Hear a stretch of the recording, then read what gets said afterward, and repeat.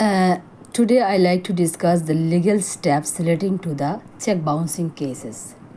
So, we should know what step we should follow when the check is bounced due to dishonest intention of other sides. So, at first, we should know uh, why the check bouncing.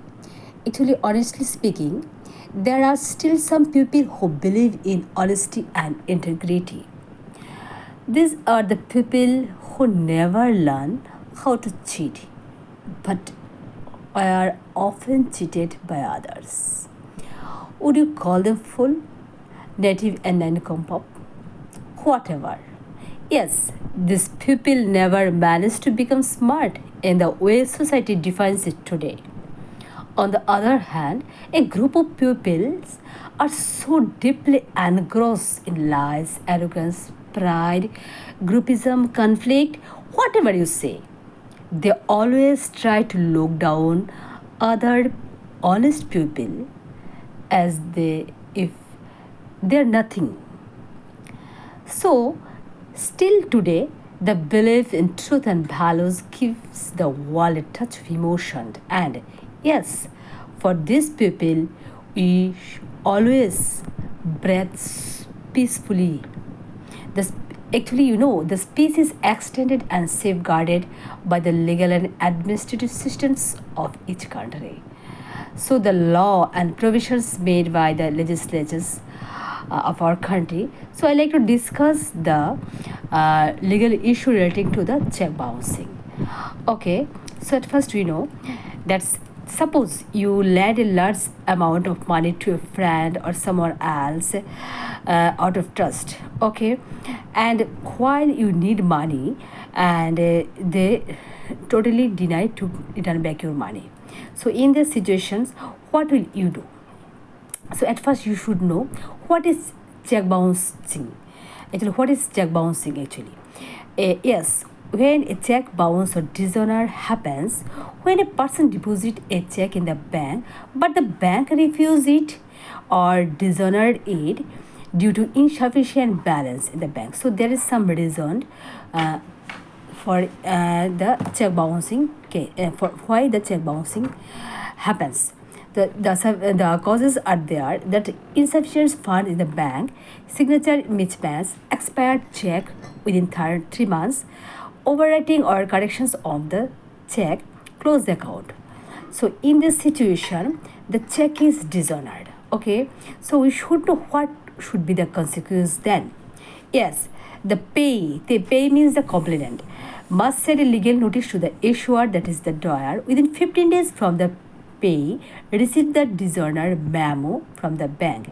Yes, and you should know after 15 days you should communicate with an advocate, and the advocate should send a legal notice on behalf of you to the drawyer. Okay, this opposite persons within 15 days, and the drawyer should have that 15 days times to return back your money. If he denies to return back your money, in these situations, you have no other options to file a complaint before the first class judicial magistrate under section 130 of the NI Act 1881. Okay, so you should know if there is found guilty under section 138. Do you ever imagine what would be the punishment? Yes, the court may award the accused up to 2 years punishment or a fine to double the check amount or both imprisonment and fine. Yes. So I like to discuss one of Supreme Court judgment and relating to this check bouncing cases. Okay.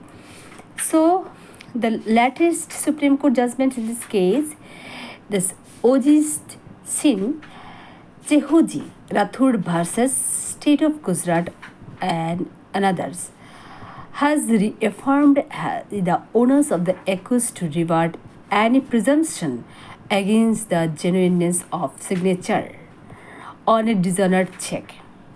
The judgment was delivered by two-judge bench comprising Justice B.R. Gawai and Justice Sandeep Mehta on January 29, 2024. Yes, the decision emphasizes that the court cannot assist the accused in gathering the evidence.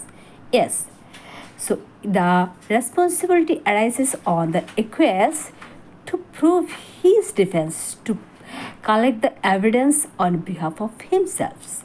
Yes, in this case, Udit Singh and Jehoji Athur was prosecuted under Section 130 of the NI Act for issuing a check that was dishonored due to insufficient fund.